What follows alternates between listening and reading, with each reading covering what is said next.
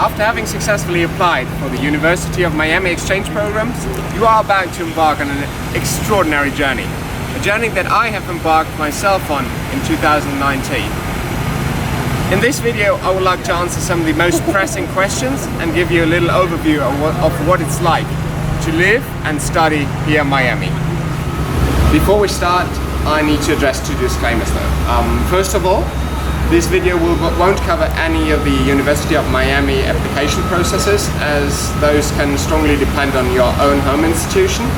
And also, if you need any more information about the processes here at UM, you can always look into the exchange student handbook that the study abroad office will provide. Second of all, I'm from Europe, so some things that might be very special here in the US for me might not be special for you. I nonetheless hope that you can get some great information from this video. When people think about Miami, they think about sunshine, they think about Miami Beach, and there most certainly is a reason why Florida is called the Sunshine State. You won't need a thick winter jacket when you come here, but you might think about a nice rainy jacket and a sturdy umbrella. Especially during hurricane season, Miami can be kind of moist, so that means that especially young, unexperienced exchange students are often caught in very nasty rain, extreme rainfall that can kill smartphones and might soak you through entirely. So my suggestion for the day would be to get a nice and sturdy umbrella, and this one can also double as a nice sun protection device. When you've successfully applied to the University of Miami and talk about housing, there are basically two options you have as an exchange student or freshman. Those would be living on or off campus. If you're living on campus as an exchange student, you're also considered to be a freshman. That means you will need to stay in one of the shared dormitory rooms here on campus. They do give you the full American college experience though, which is actually quite similar to the movies.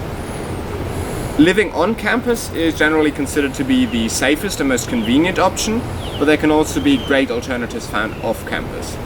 When I applied for my study abroad program here and for student housing in fall 2019, there was a bit of a housing shortage, let's say, so my friends and I didn't actually get a spot in student housing, which was kind of a bummer, but in the end, websites like Airbnb helped us find a fantastic alternative off campus.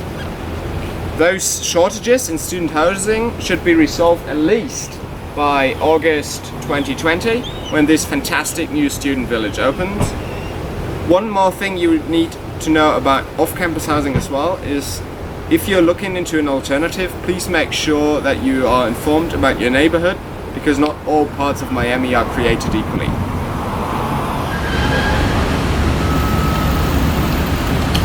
Transportation here in Miami is a bit of a difficult topic.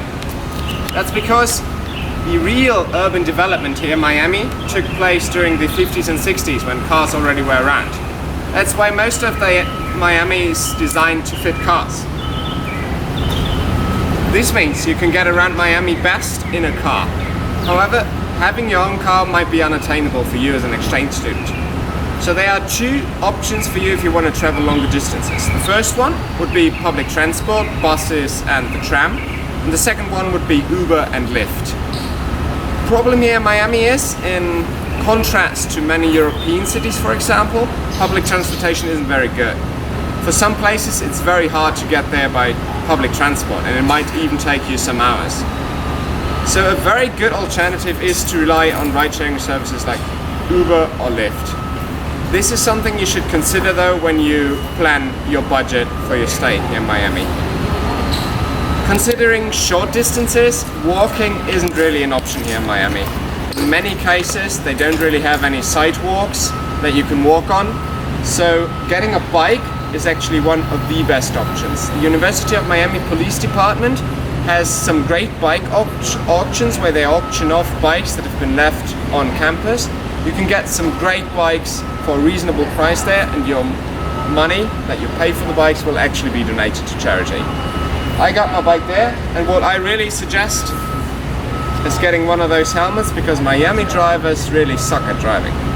If you want to get one of those absolutely gorgeous bikes, The UM Police Department hosts an auction for bikes that have just been left behind on campus every semester, and you can really get some nice bikes for an absolute bargain.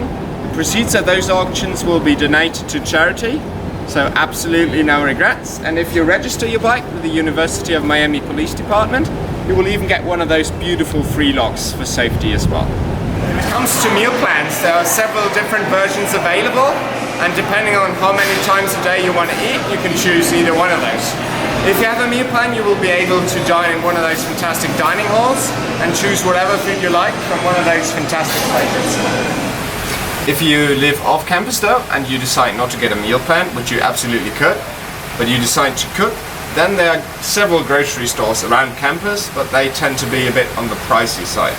So what I found out for me personally is the best alternative, and the most convenient one as well, is to get my food delivered from Walmart on a weekly basis. This is the cheapest and most convenient. A whole variety of different fast food stores or restaurants around campus. But if you live on campus,